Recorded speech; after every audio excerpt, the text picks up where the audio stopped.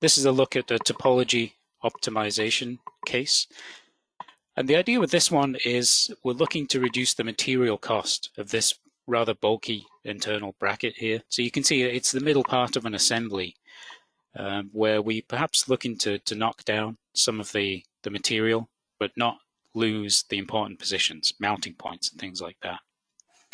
So what you're seeing me do here is just the very first structural analysis here. So this is a mass which will be directed downward.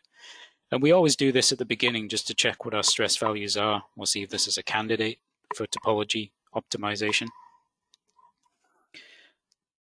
In this case here, we've got the run going. This is deflection, as we see now. And then what you'll see after this is we'll look at the stresses. Now the big area of blue in the center there, that's an indication that we could look to lighten this component. So the first thing I've done here actually is I've just showed you some of the space claim tools that you can use if you want to undo someone else's strategy for lightening and you want the code to have a go at doing it itself. So this is me just kind of filling in the geometry and giving the topology tool a bit of a kind of a blank slate to begin from. So that's done with the depression tools and the pole tools. What I'm also doing here is I'm creating a second FEA analysis. So the goal with this is you don't want to necessarily optimize your topology for just one load condition. So I'm making a second simulation here, which I'm calling simulation 2. And the only change I'll make to this, just by duplicating, I can keep all my settings, is I'll just change the gravity vector so it's operating in a different direction. So we've now got both simulations in play. And what we can do for generative design is you can click this topology optimization option here. And there is a fair bit of capability in here. There is more than I have time to really go through. I'll point out that the F1 help is really useful here and the additional documentation. I stuck here with the default, so you can see this is the F1 screen, but you can see all the help that pops up as you look at the different manufacturing constraints you might need to apply. I've said maximize stiffness, reduce the volume, and use the second simulation. Right, so consider both simulations I've done when I solve this.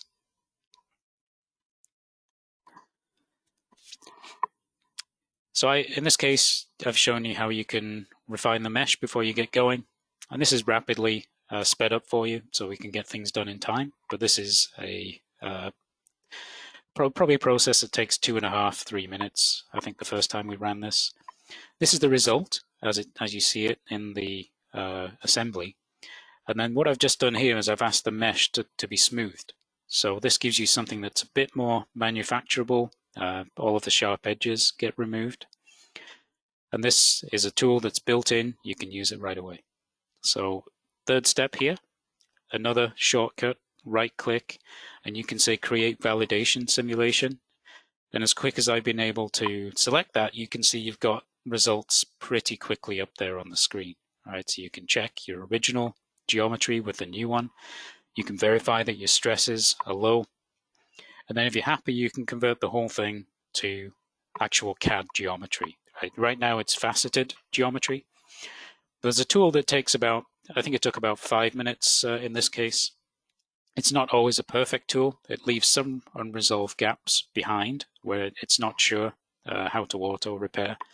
But you can see by me just using some built-in tools from the space claim menu, I was able to solidify that in 2 mouse clicks. This is a look at the transfer to ANSYS Mechanical, and this is the final geometry in there.